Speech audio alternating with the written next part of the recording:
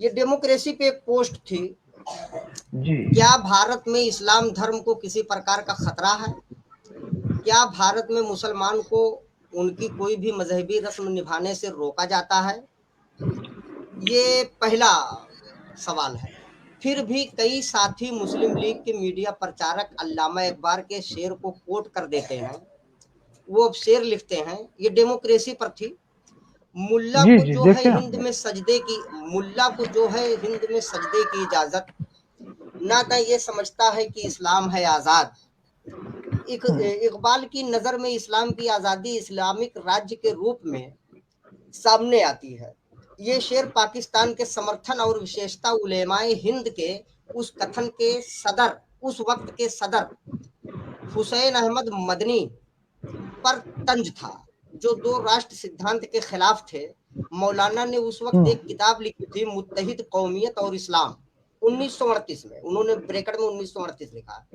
इकबाल इकबाल इस किताब से नाराज थे, क्योंकि इस किताब में मौलाना दो राष्ट्र के सिद्धांत को खारिज करके एक समग्र राष्ट्र की बात कर रहे थे। इकबाल भारत को दारुल हर्ब साबित करना चाहते थे, जबकि जमीयत उलेमा इसे दारुल अमन बता रही थी। वो कह रहे थे कि हमें अपने मजहब के पालन की आजादी है। इसी संदर्भ में इकबाल ने ये लिखा, कौम क्या चीज है, कौमों की इमामत क्या है, इसको क्या समझे ये बेचारे हाँ दो रकत के इमाम।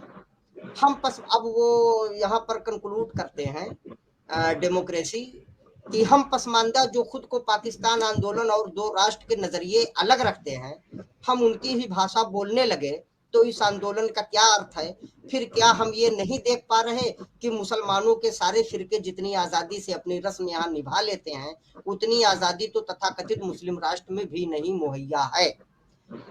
ये है पोस्ट। इसी को लेकर के मैंने ये इसी से मैंने ये वो डाला था विषय कि क्या धर्म आधारित भेदभाव से पाक है हम, व अन्य मुस्लिम राष्ट्र से अधिक आजाद हैं अपनी रस्म निभाने में। ये था मेरा जुबेर भाई स्रोत इस जी विषय का। जी जी, जी तो अब मोइन भाई हटा जी लें। और मैं इस पर थोड़ी सी अगर आप लोग इजाजत दें तो मैं थोड़ा सा तबसरा इस पर करना चाहूंगा इस पोस्ट पर। जी जी जी, मैं फिर से शुरू करता हूं। मैंने वो पोस्ट लिख ली थी, तो अब मैं शुरू करता हूं यहाँ से कि क्या भारत में इस्लाम धर्म को किसी प्रकार का खतरा है? अभी मैं इस पर बात नहीं करना चाहता। इस पर मैं बात करूंगा, पहले मैं कुछ बातें कर लूं, उसके बाद फिर मैं बात करता हूं। क्या भारत में मुसलमान को उनकी कोई भी मजहबी रस्म निभाने से रोका जाता है?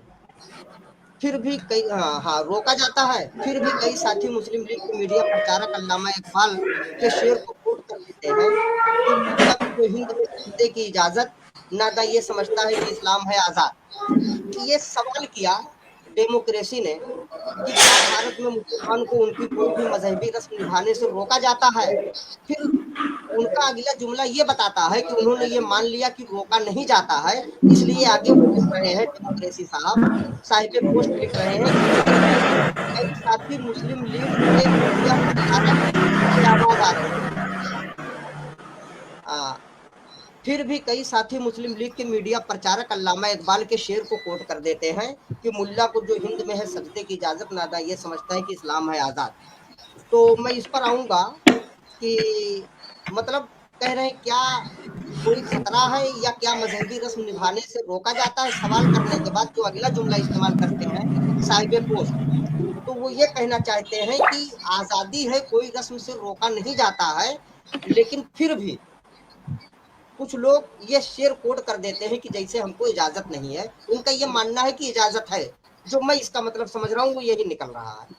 तो क्या आप मैंने इस पर कमेंट्स किया था, तो उस पर इख्तलाफ था उनका, उस पर मेरी इख्तलाफी राय आई, उनकी राय आई, उस पर कमेंट्स चला। वो आप पोस्ट पे जाके देख सकते हैं, साहिब पोस्ट के कमेंट्स में, रिप्लाई वगैरह में। तो इस पर मैंने कहा था, एक बात मैंने कही थी, वो बात मैं यहाँ भी कह दूं कि बहुत से ऐसे गांव हैं, बहुत से ऐसे गांव हैं जिनमें आप कुर्बानी नहीं कर सकते बड़े की। बिल्कुल नहीं कर सकते। मैं बड़े का मतलब गाय नहीं, गाय तो प्रतिबंधित है हमारे यहाँ। जो जानवर प्रतिबंधित नहीं है उसकी भी कुर्बानी आप अपने घर के अंदर भी करें तो नहीं कर सकते, अपराध है, हमको रोका गया है वहां पर। तो अब ये तो एक फरीजा में से है। आप रस्म की ही बात करते हैं, मैं तो त्योहार की बात कर रहा हूँ। आवाज बहुत आ रही। मैं रस्म की बात नहीं कर रहा हूँ, मैं त्योहार की बात कर रहा हूँ जो फरीजा है। वकार भाई, जी जुबेर सुनो भाई, जी। तो रोका तो जा रहा है। अब अगली चीज आती है, इन्होंने जो पोस्ट, इन्होंने उसके बाद अगला शेर लिखा तो अन्य मुस्लिम राष्ट्र है तो नहीं कर सकते अपराध। जी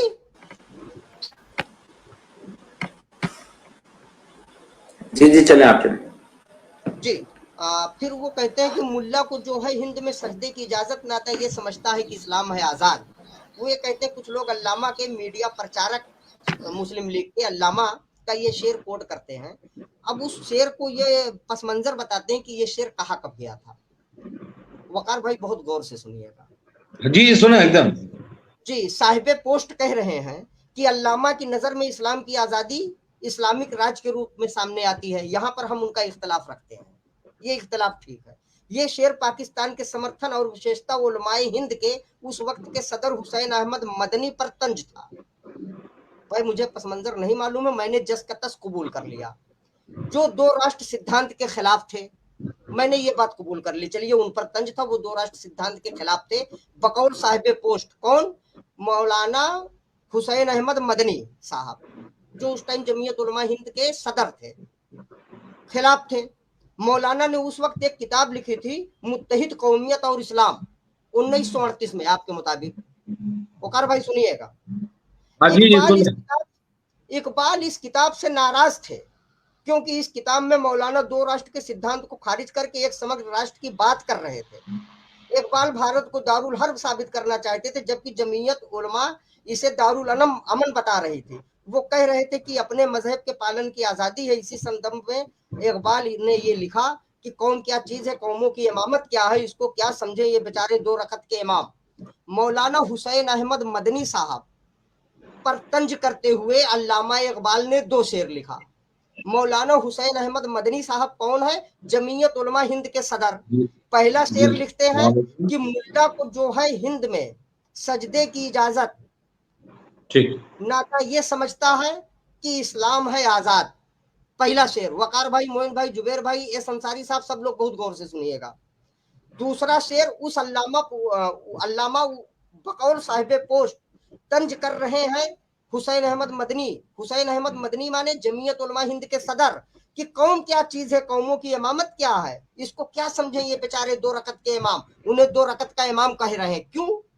क्योंकि वो द्विराष्ट्र सिद्धांत की, टू नेशन थ्योरी के खिलाफ हैं, उस पर किताब लिख रहे हैं। अल्लामा नाराज हैं। कौन? जमीयत उलमा हिंद के सदर। लेकिन यही साहिब पोस्ट, वकार भाई, यही साहिब पोस्ट लेनिन मौदूदी साहब जब फैयाज अहमद फैजी साहब के साथ इंटरव्यू करते हैं, खुद एंकरिंग करते हैं, तो और यह 1938 की किताब है और शेर भी जंग आजादी के पहले का है।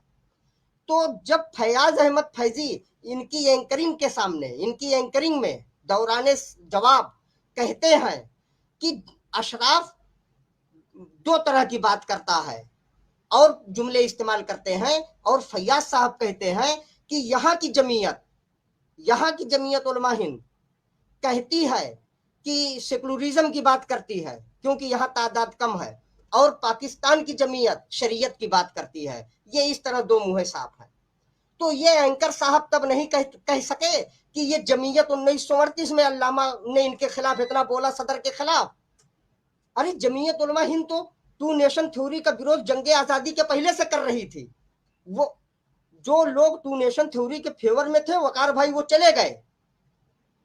इस जमीयत के सदर को, जो हुसैन अहमद मदनी है और जिनकी फैमिली आज जमीयत से जुड़ी है, जो हमेशा सेकुलरिज्म की बात करती है, जब फैयाज ने कहा कि सेकुलरिज्म की बात यहां करती है जमीयत, वहां पर करती है शरीयत की बात, तो यहां पर आप हुसैन अहमद मदनी साहब को कहते हैं अल्लामा ने तंज किया, तारीफ करते हैं। इसी हुसैन अहमद मदनी एंड कंपनी पर जब तंज किया फैयाज ने साहिब पोस्ट की एंकरिंग में, तो साहिब पोस्ट को साफ सूंघ गया। आप इतने बड़े सिलेक्टिव हैं, मेरी बहस इस पर है। और मैंने कमेंट्स और मैंने लिंक शेयर कर दी है। इसे कहते हैं सिलेक्टिव होना।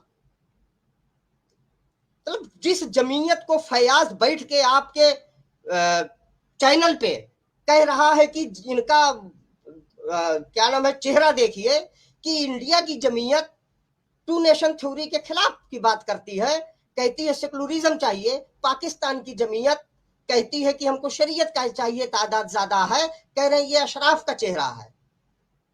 अरे भैया, ये जमीयत जंगे आजादी के पहले से है और कब से टू नेशन थ्योरी का विरोध कर रही है, और आप खुद आज उस चीज को अपने पोस्ट में कोट कर रहे हैं। तब आपने क्यों नहीं एतराज किया कि फैयाज की बात गलत है? ये आपका सिलेक्टिव होना दर्शाता है। इसे कहते हैं गोदी मीडिया। और यही साहब वो ज्ञान बापी फैयाज दे रहे थे, जुमला नहीं बोले। इनू संसारी ज्ञान बापी कमेंट्स में दिए, मेरे साथ बहस हो रही थी, नहीं बोले। जब मैंने उस पर एतराज किया कि कौन होते हैं देने वाले, तो मुझसे इन्होंने 2-3 सवाल किया। फैयाज ने कहा भाई उन्हें अपना पक्ष, उनका पक्ष आ गया, कहां आप इतना रिजिड है? तब इन्होंने क्वेश्चन करना छोड़ा। फैयाज से क्वेश्चन नहीं किया, ज्ञान बापी दी जा रही थी, मुझसे किया। और आज मैंने देखा पसमानदा डेमोक्रेसी पे, लोग कहते हैं मैं बहुत सख्त हो जाता हूं। वकार भाई, मैंने कभी इन पर शक नहीं किया था। आज मैंने देखा पसमानदा डेमोक्रेसी पर यूनुस का नंबर है, कांटेक्ट नंबर यूनुस अंसारी का, जो ज्ञान बापी दे रहा था। चेहरे धीरे धीरे खुल रहे हैं, सब बेनकाब हो रहे हैं। चिलमन के पीछे से चीजें अब क्लियर हो रही हैं। मतलब आज आप कह रहे हो मैं बीच में इंटरप्ट करूं?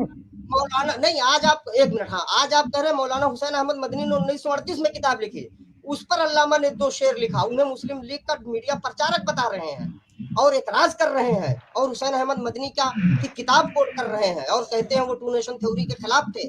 और फैयाज जब आपकी एंकरिंग में आपके चैनल पर दौरान डिबेट कहते हैं यहाँ की अशराफ की बुराई करते हुए कि यहाँ की जमीयत सेकुलरिज्म की बात करती है क्योंकि तादाद कम है, वहां पर ज्यादा है तो शरीयत की बात करती है, तब आप नहीं बोल पाए।